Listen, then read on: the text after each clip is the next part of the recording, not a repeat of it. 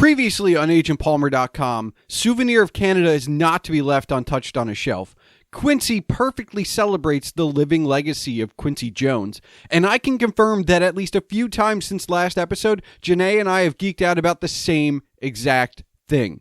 This is the Palmer Files, episode 64, with Matt Lady, who is dabbling in many directions professionally and personally working towards something, as you'll soon discover. We discuss side projects, entrepreneurship, timing, celebrating others, spending time with ourselves, and much, much more. Are you ready? Let's do the show!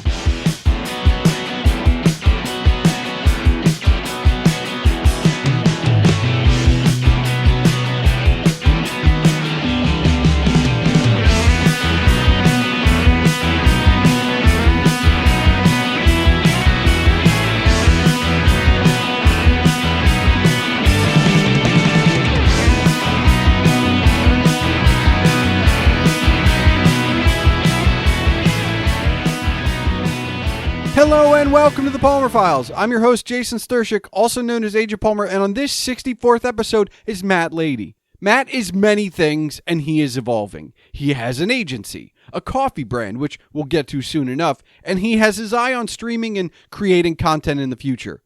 We discuss all of that, plus, does he really think he's prepared for being live on the internet? How would he define himself? How we get along with ourselves, being authentic, not being put in a box, and I may or may not get on a soapbox or two. All of this and much more is headed your way shortly. But first, remember, if you want to discuss this episode as you listen or afterwards, you can tweet me at Agent Palmer, my guest Matt Lady at Matt Lady, that's MATTLADY, or at HighKeyGeek_ for information on his streaming. And this show at the Palmer Files. You can find Matt's former podcast, Relatively Vulnerable, wherever good podcasts can be found. Don't forget, you can see all of my writings and rantings on agentpalmer.com, and of course, email can be sent to thepalmerfiles@gmail.com. So without further ado, let's get it down the court.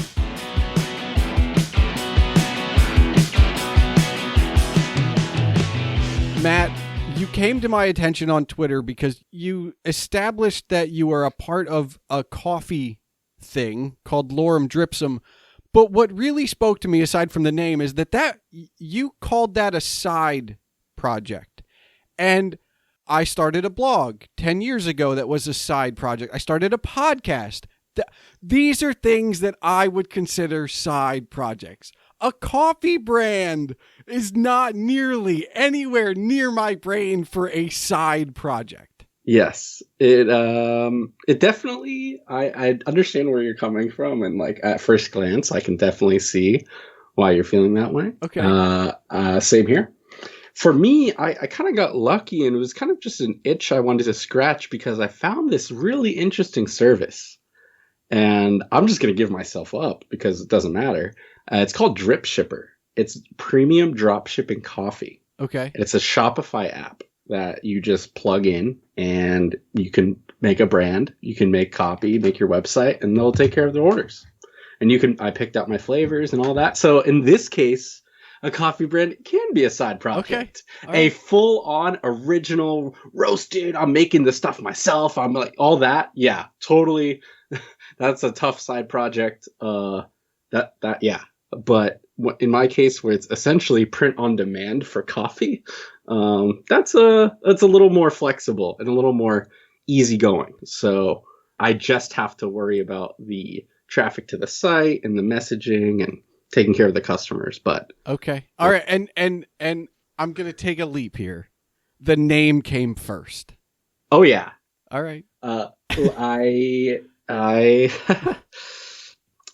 I thought it was so funny. I came up with it and I was like, hey, this is like so dumb. No one else is going to do this. I have to do it. Like, I love it. I think like I've told, I don't know if the people I've told are necessarily coffee drinkers, but every developer I've ever met since I came across it, I'm like, you got to check this out. Cause you did the site up so well with, if you're not, I feel like if you're not in marketing or development, there are jokes on that site that get lost on you, but having been kind of in that world, I loved that site. Like it was just, there were Easter eggs beyond the coffee. That was just like, I found my people. No, that's awesome. And that's really what I wanted to do. I was not trying to make a coffee brand for everyone. I was just trying to find my other fellow weirdo nerds, geeks, funny people that are like, what we're talking about on my site, for example, is one of the headlines is like, insert catchy headline here. And I almost had a dozen people reach out to me, message, text, reply in comments saying, hey, I think your website isn't done yet. You didn't change it or like push the change line and then I had a couple people like I typed out a whole message and then it dawned on me, you did that on purpose because it's Matt. Yeah. So the people who knew me got it. And then the people who came across it were a little more like, what's this guy doing? But it made a few $100 in orders without like a couple social posts. And it's something I'll keep going back to here and there. It's not something that's top of mind for me right now, but I'm glad I got it started and it brought few smiles and brought me a smile. So it was worth it. So would you consider yourself an entrepreneur? Yeah. And I hesitate and I say it like with a sigh because I don't think I'm the stereotypical traditional entrepreneur that like society and a lot of people would envision. I'm pretty mild-mannered, pretty soft-spoken. I like keeping to myself.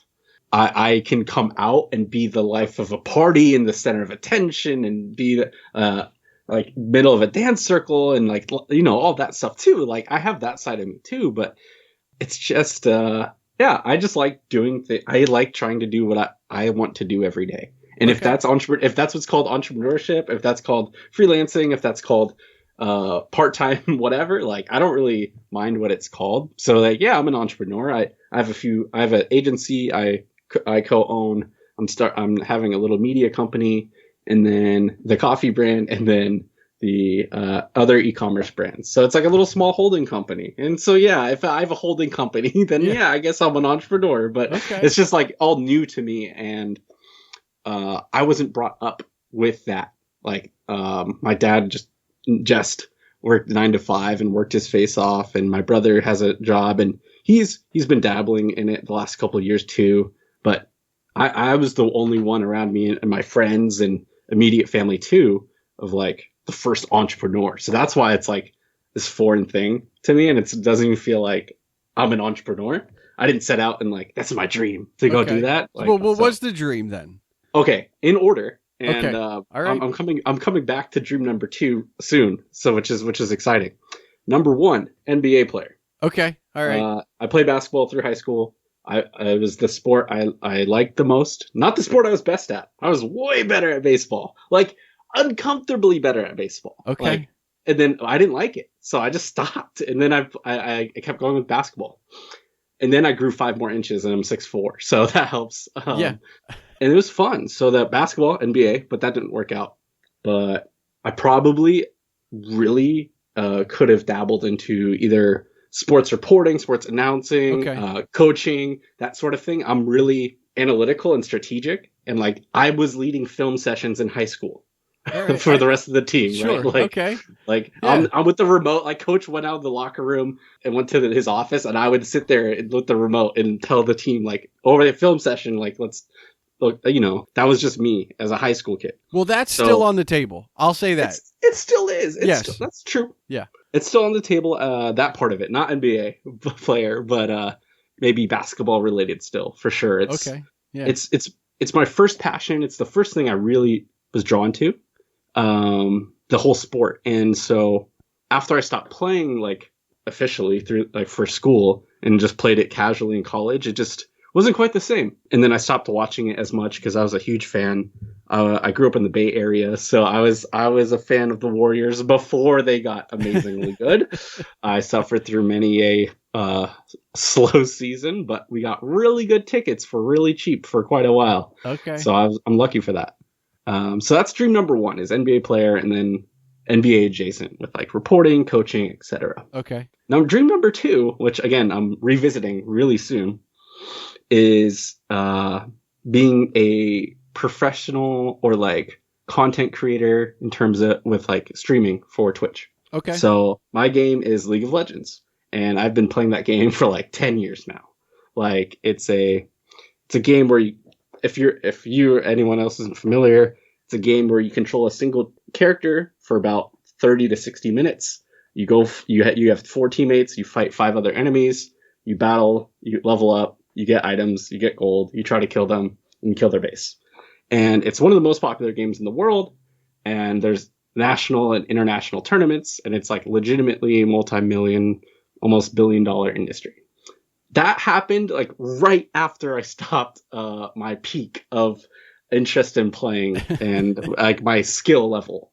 At one point in time, I was so into the game and getting so good at it, and it was kind of early, but I was in the top 0.08% of ranked players as like some like in all of the country, right? Look, timing is everything, right? Like, because I look back and, you know, my blog turned 10 last year, but at the same token, if I had started it just like 5 years earlier, I would be that much larger now. And, you know, the podcast is more than 2 years old, and I had been dabbling around it. But had I started years, you know, like it's just that timing element. But it, you know, sappy as it is, and I kind of keep coming back to this, like, but you're here now, right? Like, because I didn't start it then, and because you stopped when you did, like, here you are now. And I think it's because that's all I've got left. Like, what else is there? Like, this is where I'm at. Like, I can't go back and change any of that. You know, I have a hard time adapting to new games. The newest game I've picked up is Minecraft, right? Like, that's the newest game I've picked up in the last couple of years. But before then, I was still playing like the original Diablo and like the original Warcraft 2. Like, the original Quake, like, and I say the original because like I grew up with that and I kept it. I didn't evolve, right? Like, I have the Quake anthology. I can play 1, 2, 3, or 4. I always play 1. Like, they're it's not like they're not available, right? Like, and even online, like, you can get all these games. This is where I am. This is my space. I'm comfortable here. It's cool. But I enjoy playing those games by myself. I watch Twitch. I watch streamers. More power to them. I don't know that I would be able to focus on an audience and the game. Like, you and I are having this conversation and it's going to get edited. So I only have to talk to you, and you are my audience. You are also the other half of this conversation. That overlap is very nice and easy. I don't know if I could do this live and then have a chat, right? Like, even if it was live to the internet, like, do you have experience with this, or are you just jumping in like, here we go? Good, very good question. I have adjacent experience. Okay. In a few different areas that I feel like has uniquely prepared me for the criticism and vulnerability of putting myself out on the internet, like much like I am about to now. Yeah. I was a basketball ref in high school, and I need to apologize right now because you were the first person that I've come to, I'm much older than I was in high school, right? But I was in the pep band, okay? And I was in the pep band as a fan of sports and a band geek, not just as a band geek. So I would pay attention to the game a little more closely than, say, other members of the pep band. I would be the one during a timeout still yelling at you, the referee, for like that foul that wasn't a thing. So I need to apologize because there was, at a certain point, one particular year, I had a running bet for $10 with members of the actual varsity basketball team that I would get a technical.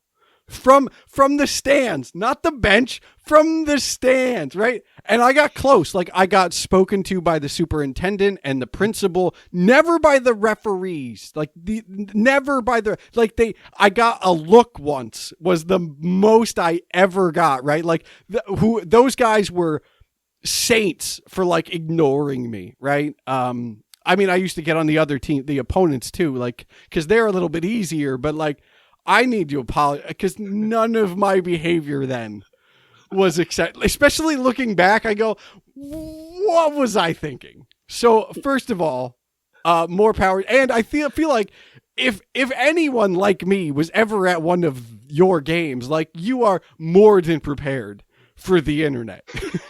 Yes, and I was yes, and that's so funny. If I was who I am now back in high school, I would be more like you, okay. from the stands, like, versus just being a player for the bench. So I can relate there.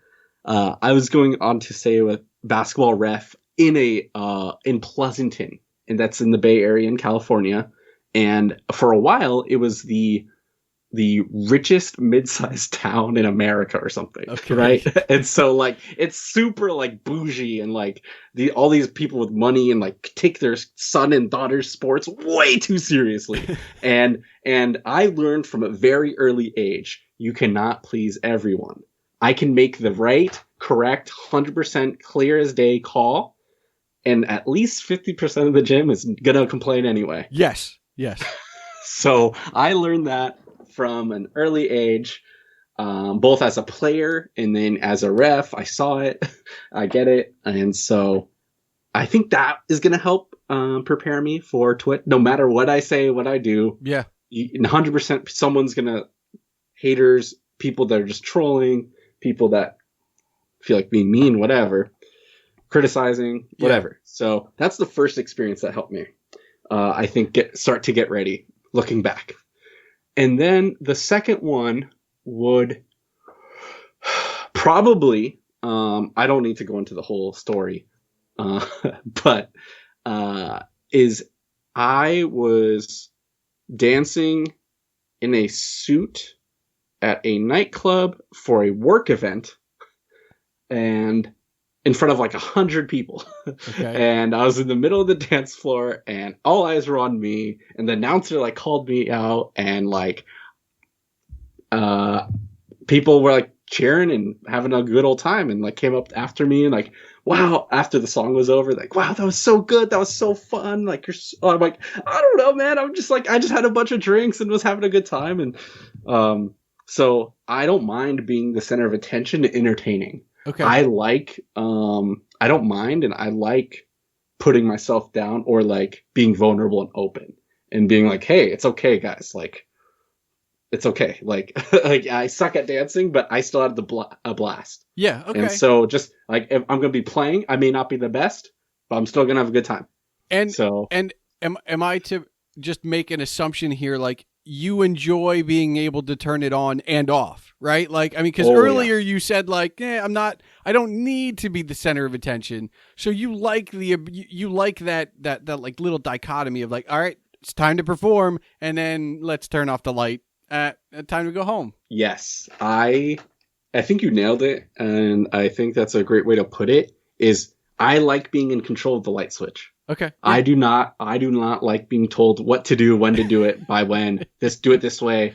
This is why. Like, if I can control the light switch and have more of that control and more of that autonomy and freedom, I thrive. I do a lot better. I can be myself. If you try to put me in a box, you're either going to make me shrink, and that's really hard to make it someone who's 6'4" and used to compete in powerlifting competitions to be smaller and shrink and fit in your box. You're not going to get the best Matt that way. Yeah. Or I'm going to eventually bust out of the box and move on. So yeah, I think personally, like, it goes, I think it depends on who's doing it, right? Like, I have no problem with, one of my former bosses used to manipulate me in that kind of a way. Like, you can't do this, or like, the whole put down to prove me wrong thing. Right. But if you don't know me, like, if you don't know what you're doing, Because if you push me the wrong way, like I'm either going to come through and accomplish the thing that you said couldn't be done, or I'm just going to completely explode. And I'm not going to implode where it's just me. No, I'm taking you out with me. Like it is you. There is going to be no safe space. So you have to know what you're doing, right? And I'm there. So you want, and if you're going to challenge me, okay. And at least on Twitch, like you have that power, right? Like you've got mods that can keep after for you. You can do it. You know, just, and you set the boundaries and you create the community. So it's a little bit, you know. Yeah. All right. And I've, last but not least, I have, I'm sure there's other stuff, but I think these are three just major ones that came to mind immediately, is I've started and hosted and co-hosted and been guests on 20 podcasts. And so I've started and stopped a few different shows myself, personal, business related, whatever. Now I'm launching a media network of sorts. It's going to be small to start. And so the other people are going to produce and edit and stuff. And I'm more like either a talent for the show, or as we add shows, I'm just helping form the premise of the show, okay. Helping like, you know, the strategy to help grow the shows, to help co-hosts out, you know, empower them, educate them, give them what they need to succeed. So I think just podcasting, and one of them was called and I think I want to bring it back, but it's called the Relatively Vulnerable Podcast. Okay. And I had about 15 or 20 episodes. First time ever doing it, just doing it myself, no help outside, and really just winging it because I had no idea.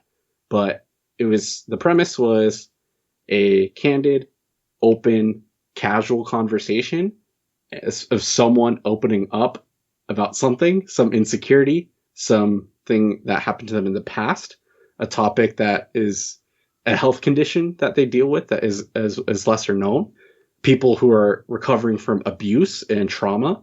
There's so many different kinds of stories that people wanted to come on and share. Yeah. So they wanted to come on and share, and I was just like letting them like talk and I would ask questions and guide and, you know, be empathetic, and like I had tears in my eyes half the time, but it was great and it was fun, and it ended up doing like, I don't know, 1,000 downloads, and like this is like when I had mini small audience and like whatever. So I was like, that's impressive, that's cool. But the messages I get from people that I haven't talked to in years that still followed me on Instagram and stuff, they were like, dude, this show is so unique, it's really cool, I'm so glad you're doing it. And that was like right before the pandemic started. And then I kind of got distracted and like, you know, other stuff and freelancing and making money and, you know, whatever. So I think it was really cool. And I really like that because I did it because I wanted to better own my insecurities and open up about my own mental health and my depression and anxiety and all this sort of stuff.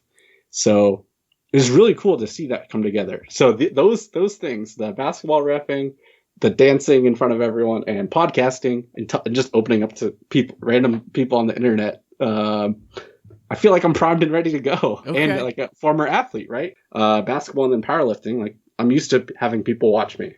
So I guess the question I have listening to all of this is, you have different platforms, right? Like you could just stick with podcasting, which it sounds like you'll be in and around at some point. You're going to go live on Twitch, but like YouTube's out there as just straight video, like not live video.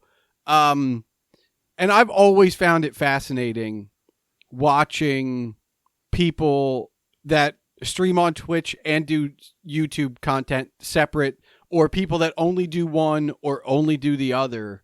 Was there a big discussion, or were you like, no, I want the interaction? Because to me, right, like the difference between a YouTube video and a podcast is very little. Like, granted, it's audio and video, but there's very little difference. Twitch, you're getting an interaction, which you don't have in the other places. So for you, was it just a matter of like, oh, I want that live feedback. I want that because we perform for the camera, we perform for the microphone. It's not the same, right? Like I can edit this. You have that final control at the end, right? When you're live on Twitch, I mean, you could take down the video, but like the people who are there and watching you, like you're that's it. You're performing. You're on. Like we said, the switch is turned on. Is that part of why you want the live aspect? I hadn't considered it that way too much. For me, it was a natural thing to just Twitch gaming. That's where gamers go. That's where I've watched countless hours of League of Legends. That's where you go to build a new base. That's like my new home base. Okay. Is like for my gaming side, my live streaming for League is going to be on Twitch. And then I can continue to point people which way. Yeah. Check out my podcast, check out my newsletter, check out this brand, check out this my agency, check out this whatever. It's just another pillar, I guess. Sure. And I think I want and I'm not solo doing all this, by the way. I have a couple before anyone thinks I'm like psycho, which I still am a little bit psycho, but like I have a few people that have like contracted with and freelancers and this sort of thing to help behind the scenes on some of these things. So it's not a huge team. It's a couple people part-time, but YouTube is on the horizon too, but Twitch and YouTube will be like the gaming Matt. Okay. And that brand. And then YouTube Matt Lady will be like other philosophical thinking content, blog, personal stuff. Yeah. All right. So that's kind of what's coming. And what's really my focus on 2022 is that personal, what I want, the fulfilling, not just like what's the best, highest ROI leverage move. Yeah. Like doing this, and this is not anything against you, doing this podcast. If I was trying to squeeze out every single dollar this year, doing this podcast is not smart, dude. 2.5, I'll tell you what, I have yet to make a decision based on money, and I've been happier for it. Right. Like I know that you and I having a conversation where I'm not trying to get you to reveal something, where I'm not trying to be sensational. Like, are you right or are you left? Like, what do you feel about this one hot button topic? Like, is science real? Is truth? Like, I'm not going to go there. Right. And these are things that I could get the clickbaity headlines, and then, I can then turn that into, if I wanted to, a clickbaity blog. And now I've got more traffic on my blog and more but you know what? I want to be able to sleep at night knowing like I created a good piece of content. Like I didn't make any money, but I generally had fun. I have something that I want to share with people that will make their day better. Like, not everybody's going to find this because I'm not I'm not being clickbaity, but the people that do, the people that are listening, it'll make their day a little bit better. They'll be a little bit happier. They'll have a smile. Like, and I've been talking about it a little bit more of like, I haven't spent the time to write a negative review since the one I put on my blog so long ago. But it's because I don't need to share that. I want to put out positivity at this point. And it's not like a way of life. I still get down. I still get sad. I still get depressed. Like these things happen. We're all human, but like, I don't have to share that with you, right? Like, Matt, you're here. I'm happy. This is fun. And I don't need to share that I got you to cry because I'm picking on, you know what I mean? Like, I'm not that person anymore. And I think you grow into it. And the other thing is I've tried to like curate my consuming to be positive as well. I don't need people yelling into a void. That's no fun. I know that it makes people money because people are curious, but like the best thing you can do for yourself is just unplug. Like, just turn off, tune out. Like, it's fine. And some of it is tuning into the right thing, right? Like, if you find a wholesome streamer, a wholesome podcast, And I'm not saying language wise, like I would consider this podcast wholesome in that, like, I'm not trying to trick you. I'm not trying to convince you of anything. I'm not, like, none of that is happening here.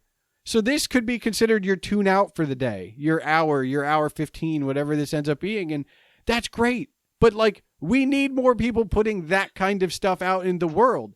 If everybody's putting out, like, hey, that guy's an asshole, you're wrong, like, that's not good. And last year, one of the few actual sports programs I still watch turned 25, and that's PTI, right? And they did a massive retrospective on Pardon the Interruption, which if anybody gets a chance, there's a 1 hour special they did that then Pablo Torres turned into an actual, like, mini series podcast for ESPN, the podcast.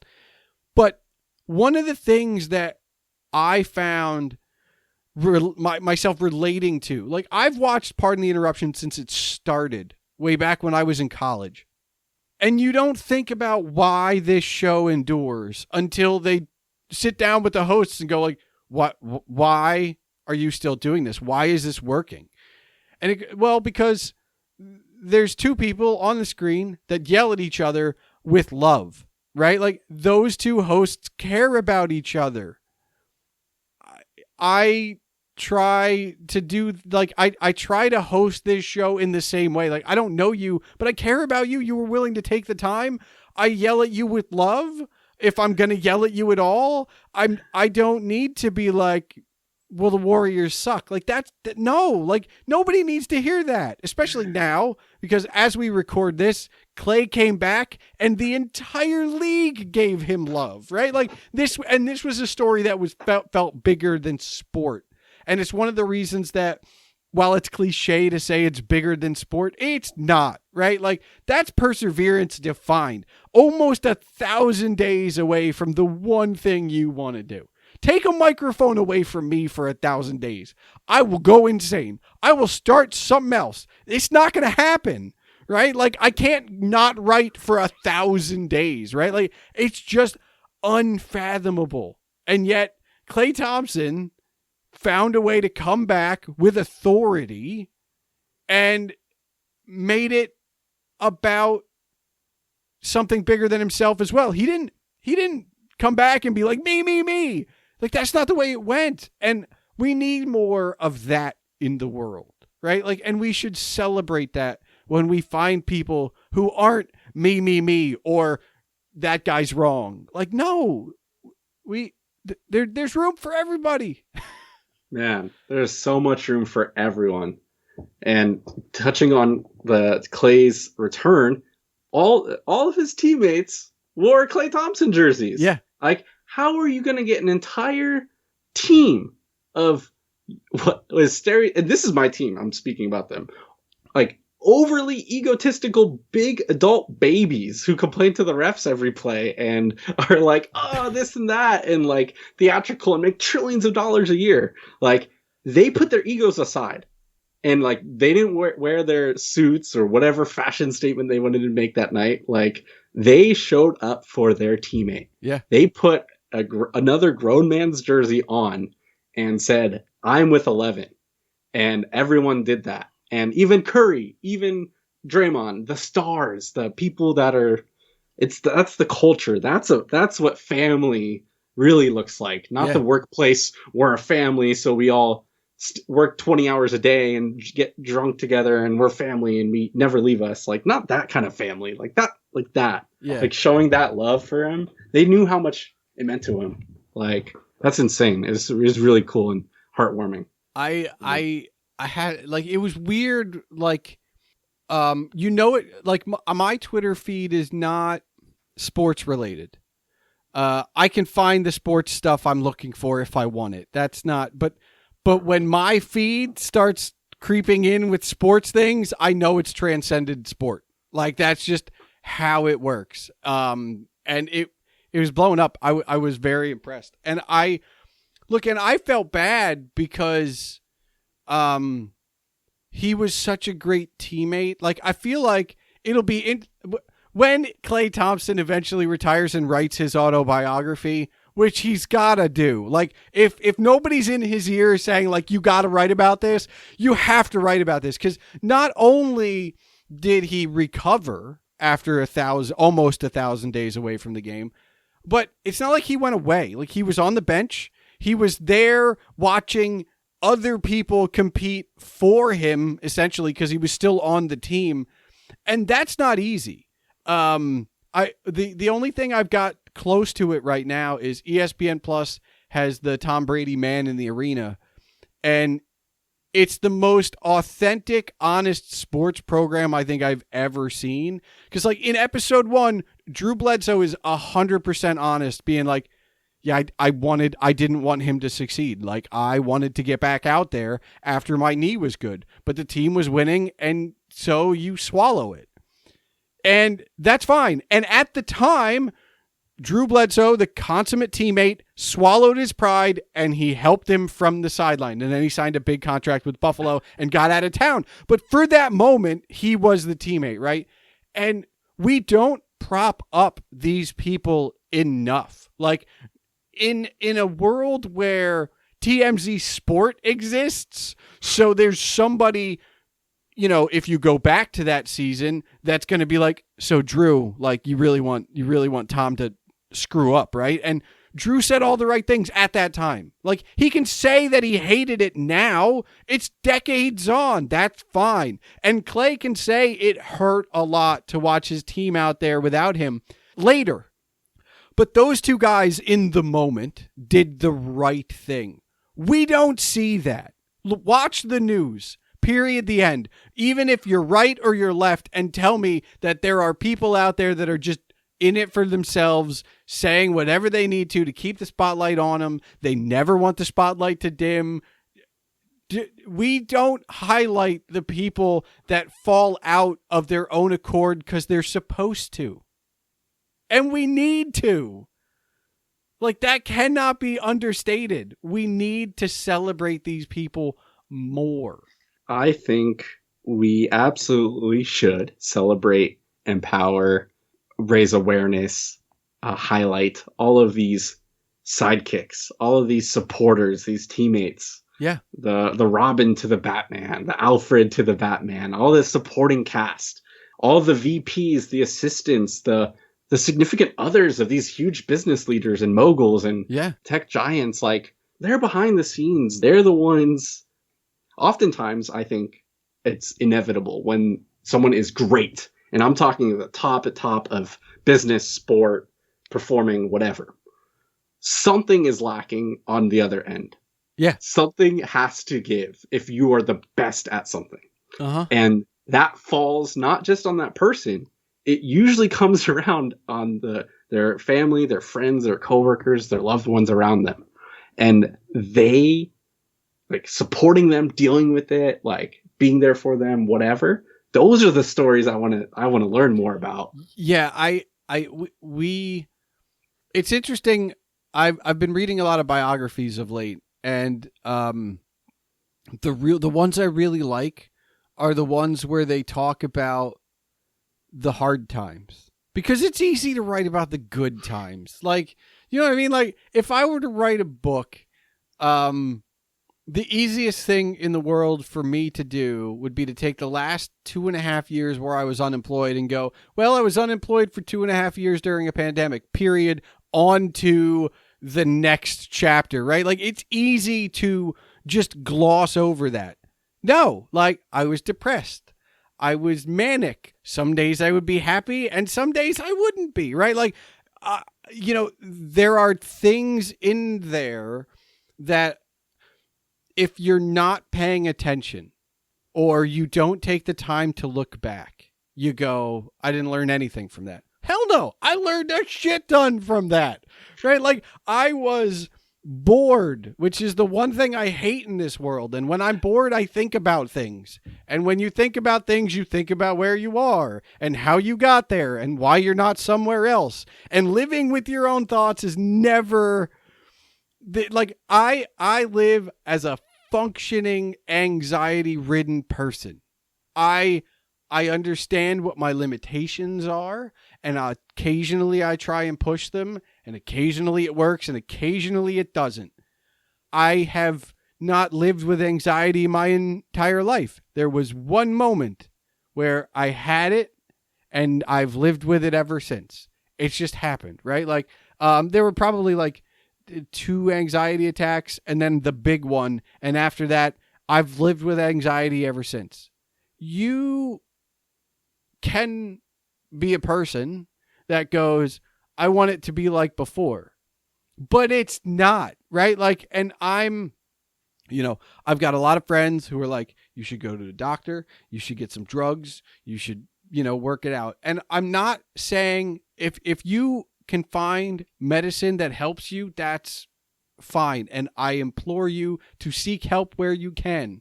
But I've been unemployed, so I haven't had medical, benefits. So it's not like I can just go. So a lot of that's out of pocket. And the other thing is, as somebody who lives with anxiety, my brain is all I have. And I know that sounds like whatever, but like, I'm a writer, I'm a creator. I don't want a drug that might have a side effect that takes any of that away from me. I will sludge through the anxiety to keep the sharpness of what I've got now. Because I know it won't last forever. I'm never going to be as prolific as I was yesterday. Or maybe I will, but at a certain point that's not you, like, that's not a thing that stays forever. You got to strike while the iron's hot, and the iron doesn't stay hot forever. And so I live with it, and I should probably do more to talk about it. It doesn't come up. I don't shy away from it when it does. But in closed circles, I talk about it a lot. Maybe publicly, I feel like part of it is people don't want to hear it, right? It's somebody else's problem. I understand that. But I also feel like the other side of that coin is maybe it's your problem and you're not talking about it, right? Like, maybe that's the key. And so when you're live on a Twitch stream, you can talk to somebody in chat who's like, oh, I've dealt with depression. Well, like, let's be real. Given the events of the last few years, we've all been depressed at some point or another. I think more people are talking about it now than ever before. I don't actually believe more people have it now. I think more people are willing to admit they've got it now, right? Like, oh, I had a hard time. You were probably having a hard time before, right? Like, the ability to go out to the bar every night was a distraction. It didn't mean you were happier. Yeah, that is a excellent point, man. I think it really, the whole pandemic is a whole big thing and a whole can of worms, and we don't need to get into all of those details and politicize it and all that. But it really exposed me to me. It okay. said, yeah. And this is like, when I first heard about it, I was like, okay, cool. Like, it's not that big of a deal. Like, we'll all go lock down for 2 weeks and, it'll blow over. Like, yeah. Oh, 2 weeks? You want me to stay inside and play video games with my friends online? Okay. Yep. I'll stay inside for the good of the country, good of my people, right? Like, I got you guys. But then it just kept going and going and extending, and can't do this, can't do that. Not supposed to do that. And it just really was a lot more alone time than I had before. And I like my own company. I like my alone time, and I'm more introverted and like to recharge. And I like being the life of the party, and then I like going and hanging out by myself the whole next day and relaxing and chilling out by myself, and some cats and a dog or whatever. But luckily I was able to just keep working from home, and I'd started freelancing before the pandemic. So I just lucked out. Well, but part of that is just a distraction, right? Because you can only work for so much. You're not working 24/7. So you still have all this time with yourself that I got because I was unemployed before the pandemic, right? So like, everybody who's like, oh, I've got some problems. Yeah, no, like I was there a few months ahead of you by just sheer happenstance, but like you spend enough time with yourself, you can't ignore everything. And I think that's a thing where a lot of us used our busy lives as an excuse to ignore our own self almost. Like, and if nothing else, I think universally, we must have all learned not to ignore ourselves. I mean, there are some people that are still trying to do it and still trying to actively avoid their own feelings. But like, let's, this focus on remote work or work-life balance is not necessarily because of the pandemic. I think it's because people have realized, like, I was using work as a coping mechanism to avoid everything. And then I'd go to the gym, and then I'd cook dinner, and then I'd watch Netflix. And then I went to bed, and I woke up, I did it again. And I never was alone with I had issues, and I kept pushing them, right? And I think one of the enduring things and lasting things of this period in time is that there are going to be people that come out of it stronger because they dealt with themselves, not issues, yourself, right? And there are going to be other people who remained in denial of whatever they may have found that they didn't want to. It's not good. We need to, we talk about Klay Thompson being the consummate teammate, right? Always there, even though he can't help. Be a teammate to your fucking self, right? Like, help yourself. If you need to cry, fucking cry. Like, it's okay. If you need a moment, take a moment. Like, I don't understand where I grew up looking up to the unreachable mark, right? Like, I was a Baltimore Orioles fan. Cal Ripken was my guy. Yeah. I know that I can show up for work every day, and I'm probably still going to miss a day. It's fine, right? Like, even Cal, towards the end, missed a day. It's fine. And if I can look at the Iron Man and go, it's okay. You can miss a day. The world will continue to spin. If I can do that, you can, like, everybody should be able to do that. And we don't. And I don't know why. Because it's not like, look, the movies that are coming out now are a little more real. Like, the books I'm reading now are a little more real. Like, everything seems a little bit more less fairy tale. And even those aren't rosy. So, like, I don't know what world people are living in, but, like, spend some time with yourself. Yeah. Anyway, so question for you. Back to something else. Are you only going to be streaming League of Legends? Sorry, I need a second to. Yeah, that was quite. That was a whiplash from that. Yeah. Because I was like, oh man, that's saying a lot of good stuff. I want to respond, and then. You still can. Yeah. I'm trying to. Yeah. Yeah. No, I got you. I felt like I've always been self-aware. I've always been in tune with myself. Okay. But I've never had a positive, and optimistic self-esteem and self-love for myself. I've exuded and been the best cheerleader and the best Robin to everyone else's Batman. Yeah. But I've never yet been able to do that for myself. Okay. For an extended period of time. There are spurts where I focus on myself, and holy shit, does my life change for that period of time. And I'm on top of the world. My mind is right. It's clear. I'm focused. I'm having fun. I'm fit. I'm healthy. I'm wealthy. It's amazing. And then something happens, and then I get off, and then I go cater to the rest of the world. And then the last few years, I'm like, fuck, like, where did that Matt go? And it's, again, like you said, not going back to that. I can't go back to pre-pandemic Matt. Yeah. It's how can I bring that essence, bring that focused inward to myself. How can I take care of myself? What can I do for me that's going to let me be happy, fulfilled, and love myself? And which in turn, which is what I want to do and give and help and serve others. Yeah. That's my higher purpose and vision, right? Like that's what lights me up. But if I can't take care of myself, I can't pour my cup. It's empty. I can't give any to anyone else. Well, and this is like super highlighted that.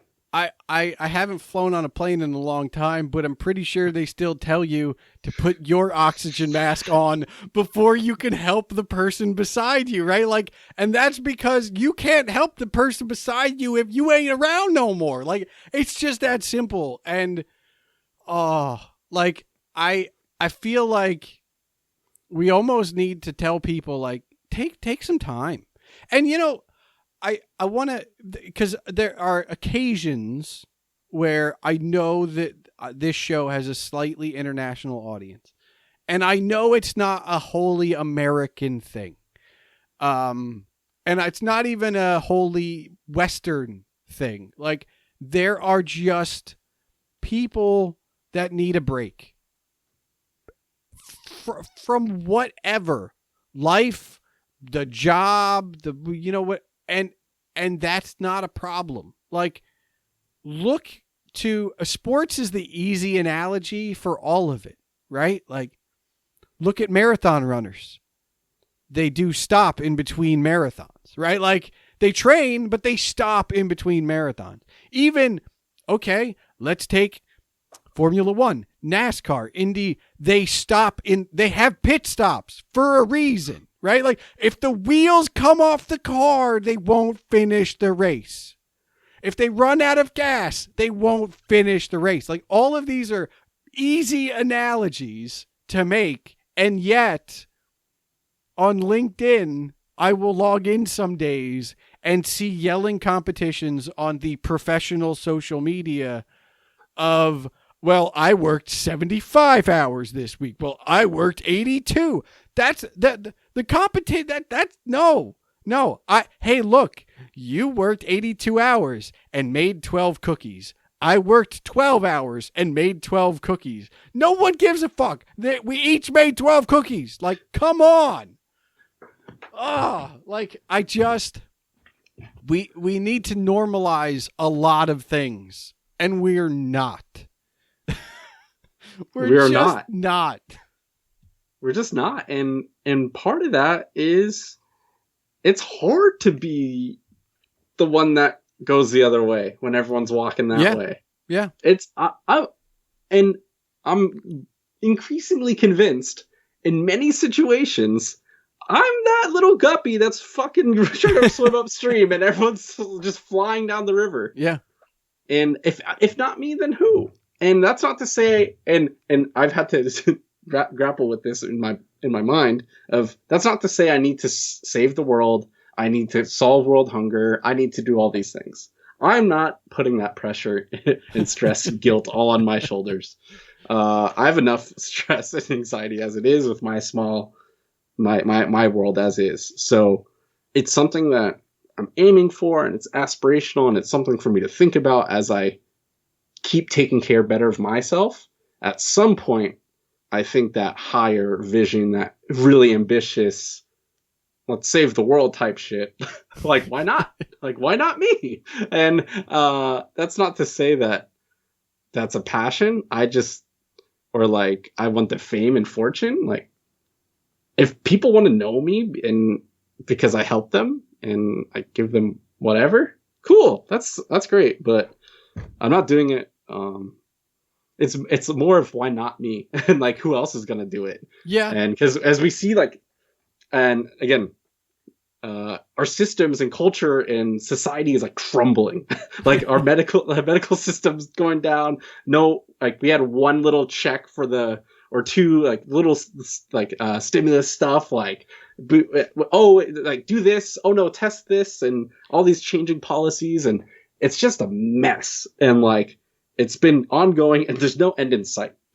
Like, why should I keep trusting these people who are still like wealthier and more profitable than ever, because they're these like the 1% top elite people, like not taking advantage, exposing everyone, but don't want to go too far down that rabbit hole. So no, but at the same time, like if you're waiting for someone else to change your life, you'll be waiting until Forever. your life is over. Like that's just that's how it is. And so I'm with you. Like you need to do something. I think we all need to do something. And neither Matt nor I are telling you to completely change your life and become vegans and, live off the grid in a tent somewhere. But like maybe go for a walk for 15 minutes with music on instead of checking your email or list or on just a little change of something for yourself. Yes. That start small, start doing something, figure out, talk to yourself, listen to yourself. Like, I don't know if like some people don't have a voice in their head or ongoing conversation and thoughts nonstop. I don't know what that's like. But I don't either. So for me, I've talked to myself more than I've talked to anyone else in the world. And so throughout my life so far. So, and I think that won't change. And I think that's true for many. So why not enjoy and love yourself, love the time with yourself and like your thoughts and how you feel and what you're thinking about, what you do, how you move, how you present yourself, how you communicate, how you choose how you make other people feel. You can't choose the reaction, but if I give you a present, I can choose to try to give you happiness, show you love. And if you don't like it and flip out because I got the wrong flavor, then, well, I tried, but then I'm sorry. But I think there's a lot more choice, and it's on these smaller molecular, like microscopic levels of actions and feelings and control in life that add up to actually like way bigger outcomes than we think like winning the lottery would be. Because that's a cop out. That's the easy way. Oh, if only I had more money, then I would be happier and I would start that job or do that business and travel the world and like, then I'll be happy. That's bullshit. I think that would ruin more people than it would help. But, including myself, in some cases, like, I don't know. I think I might botch that somehow. So I think if these smaller things, these walks, meditations, go to fucking therapy. If you like, I don't care if you don't think you're depressed or anxious or whatever, like go talk to someone about yourself. You follow all these random people who don't know you and you take life advice from strangers on the internet that are cookie cutter, like fortune cookie type shit. Like, work like a lion, not like a sheep. And like everyone goes crazy over on Twitter. And it's like, okay, great. But like, no, go talk to a medical professional who is there to hopefully not be judgmental. Yeah. Listen, accept your thoughts and your emotions and your actions as not right or wrong, not as good or bad, not black and white. We're fucking human. It's a spectrum. There's a wide range of good and bad and black and white and gray. Most of life is gray. And I think we focus way too much on black and white.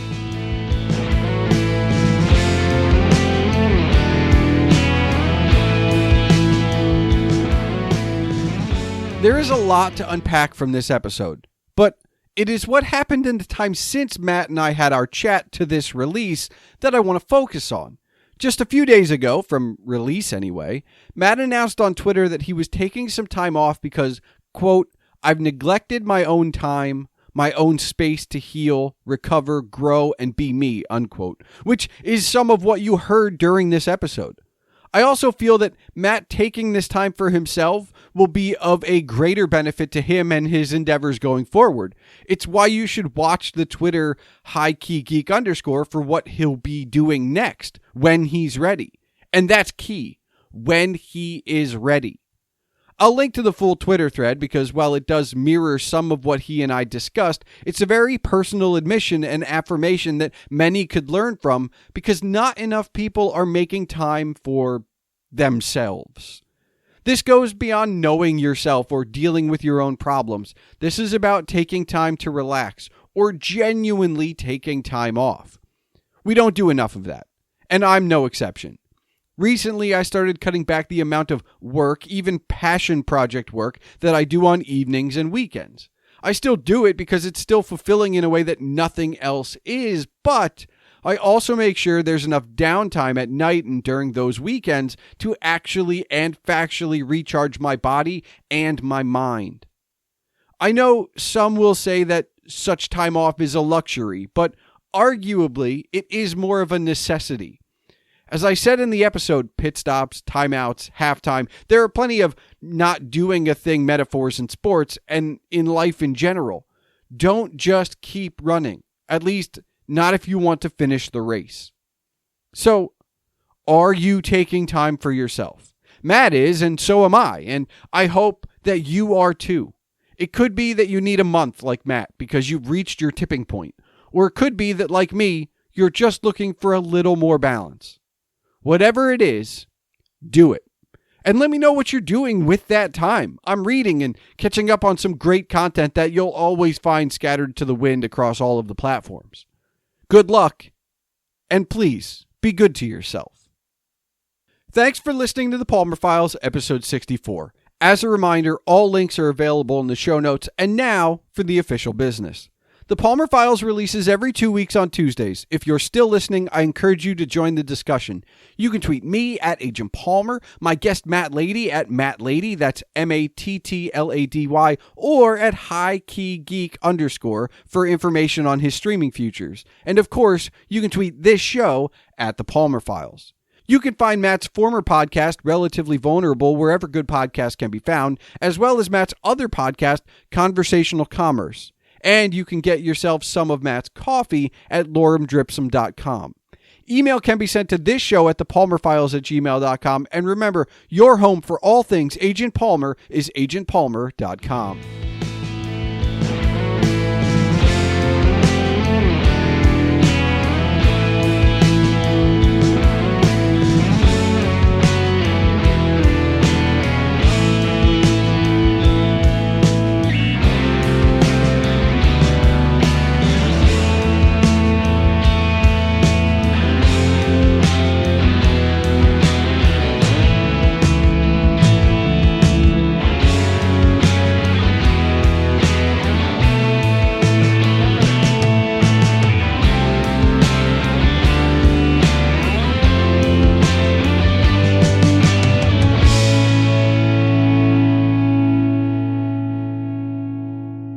All right, Matt, do you have one final question for me? The final question of the day is, do you believe in New Year's resolutions? I don't. And why is that? Because I don't like waiting. Like, if I want to do something, I'm going to do it, right? Like, as we record this, New Year's is a month away or a couple weeks away.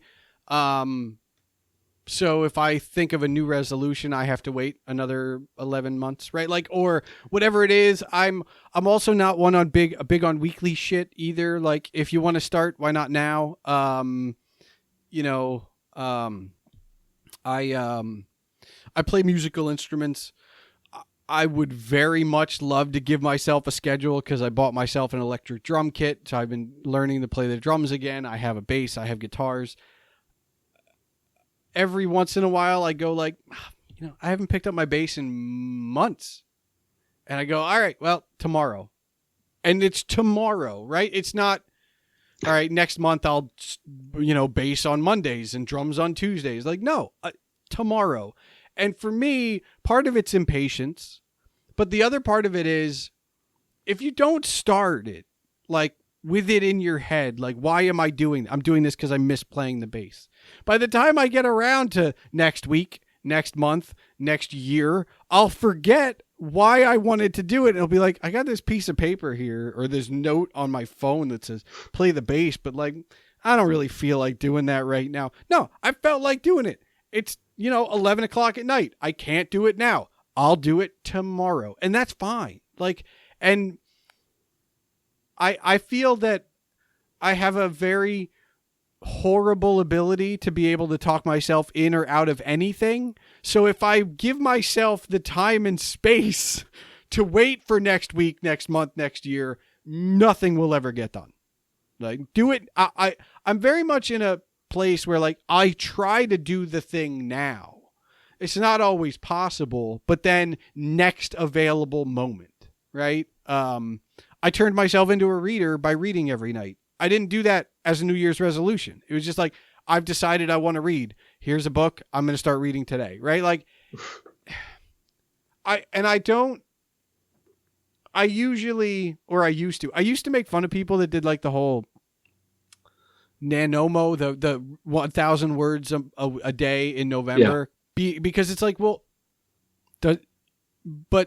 why don't you just do that? It's July. Like, why are you saving that idea right now? Like, you would have, even if you did every third day, by the time we got to November, you'd have a full novel written. Like, why wait? And so, it's like, I would love to tell you, like, oh, I read a book, it changed my life. No, I just got impatient. Like, I'm generally impatient anyway, but I also know that I am horrible to myself at times. So tomorrow I will hopefully work out. And if I don't, maybe the next day. It's cold, okay? I'm in the Northeast. I don't like going out in the cold.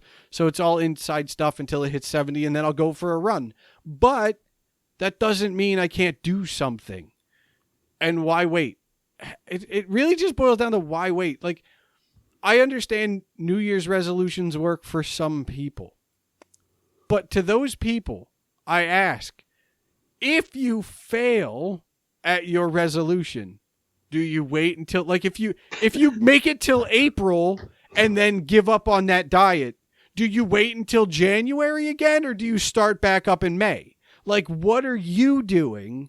And I feel like if you do that enough, right? Like, where you just, that didn't work out, I'm going to try something new tomorrow. Then resolutions become, like, New Year's resolutions become less and less of a thing, because you're just always trying something. And whether you're failing or being successful is completely irrelevant. Like, it's time to go. Tomorrow's a new day. And it sounds like hippy dippy shit, but really, you're being lazy, in my estimation, if you wait. Like, all right, well, I didn't quit smoking this year, and it's February. So you're going to be a smoker for another 9 months? Like, what are you doing? That's not how this should work. And so, or, you know, I gave up drinking, and I had a drink. Like, then start again tomorrow. Like, we all fail. I mean, I guess that's, you know, but that doesn't mean we aren't all trying. Don't just let it be, right? Like, I have a few friends right now that are trying daily tasks. Mm-hmm. I'm sure they're going to mess up. I'm sure they're going to miss one.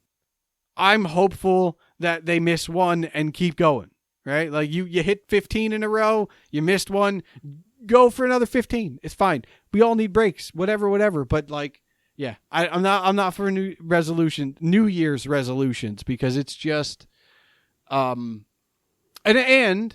to kind of piggyback on what we talked about in the episode, people try the big thing, right?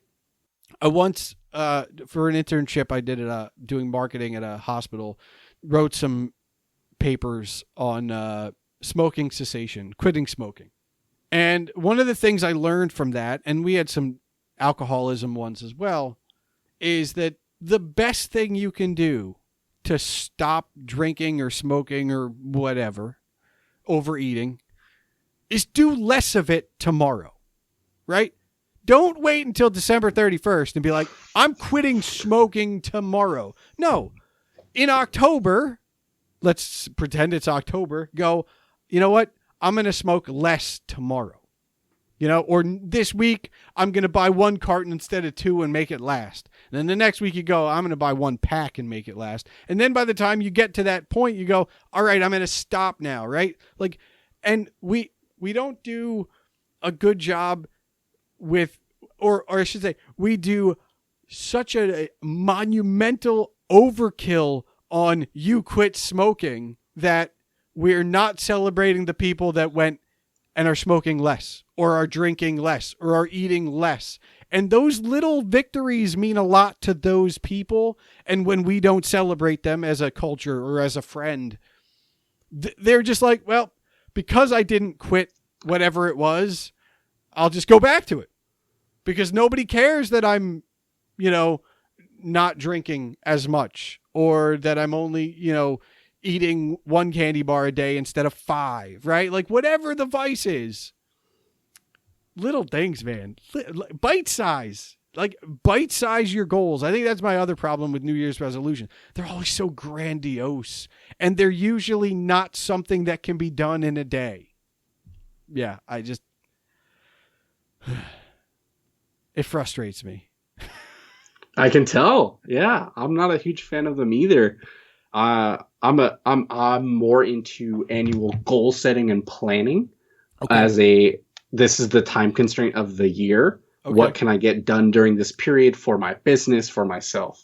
That is more my speed than what am I going to resolve and commit to and not just cold turkey stuff and all that. So I'm with you on that. I think the other thing that helps me here is that I'm Jewish and we have 2 New Years, and we don't talk about resolutions for the Jewish New Year.